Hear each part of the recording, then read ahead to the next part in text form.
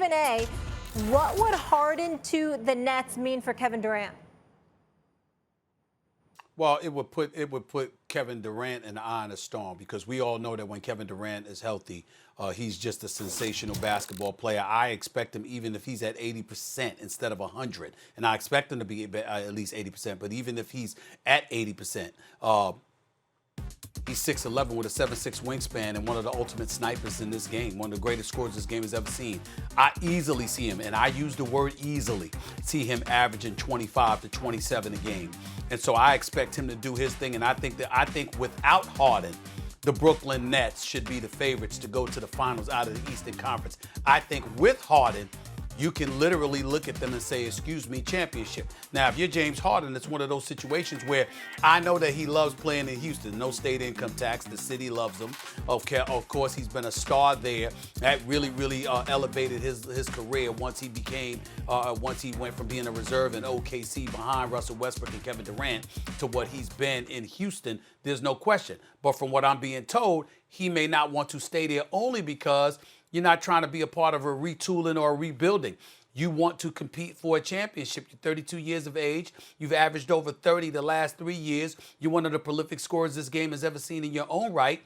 You want to be in a better situation.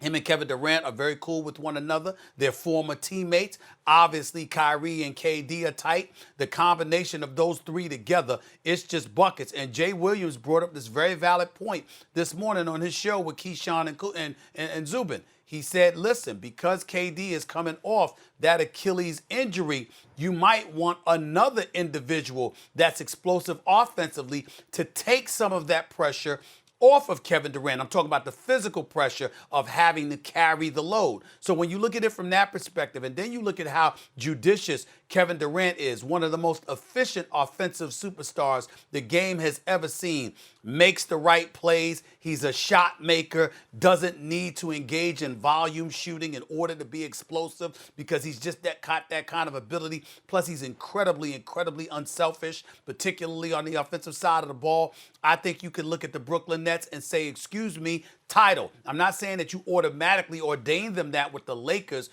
scheduled to re-sign Anthony Davis to a long-term deal in all probability with LeBron James, with getting a Dennis Schroeder and all of that stuff. But can you look at the Brooklyn Nets if they were to acquire Harden and say KD, Harden, Kyrie should not be the favorites to win the title? Who could definitively say that knowing the game of basketball?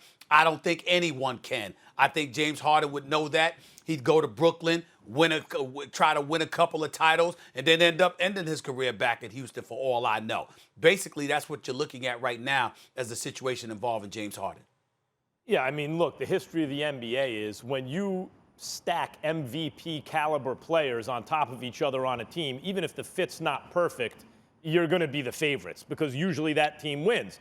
Fit's not perfect, right? Harden's a ball stopper, Kyrie's a ball stopper. Who has the ball in their hands, everything. On the other hand, you think of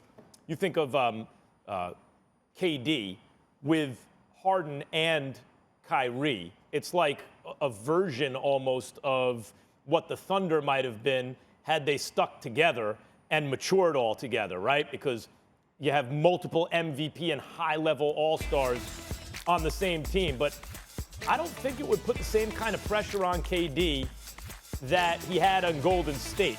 There's more upside here. If you win, you get more credit, but there's not as much downside. Had KD not won on the Golden State Warriors, Stephen A., a 73-win team where he's replacing Harrison Barnes. You go from Harrison Barnes to Kevin Durant in a death lineup, right? Like, had they not won, that's a disaster for KD. So there wasn't as much upside. There was more downside. Is that more pressure? Or is this more pressure where maybe there's not as much downside, but there is some upside here? I mean, to make it work, to get the chemistry right, to come back off of catastrophic injury, he'll get some upside credit here if they win. The fact remains, if you have two MVP caliber players and a player as talented as Kyrie on your team, you are going to be the favorites in your conference at least. Well, I think one of the important components here, Max, is that it's about also being wanted. Like, if you're James Harden, you are the man in Houston. I don't give a damn who it is. Outside of LeBron James, anybody that becomes Kevin Durant's teammate out of LeBron James or even Steph Curry. KD's going to be that dude. And so when you look at it, that's James Harden having to go to a situation, even though KD hasn't established himself yet in Brooklyn because he hasn't even played the game for them as of yet. But from what I'm being told, and I don't know whether it's true or not, but from what I'm being told, they've been playing together, practicing together.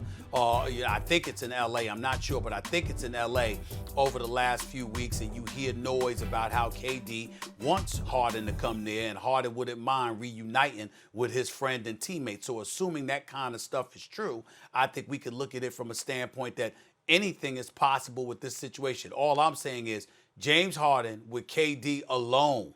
Yeah, It's championship-worthy consideration. You add Kyrie to the mix. There's only two things that come to mind. A, health, okay? And Kyrie's the one questionable guy there because I think KD would be healthy, and obviously James Harden hasn't gotten himself hurt. The other thing is going to be, do you want to play together?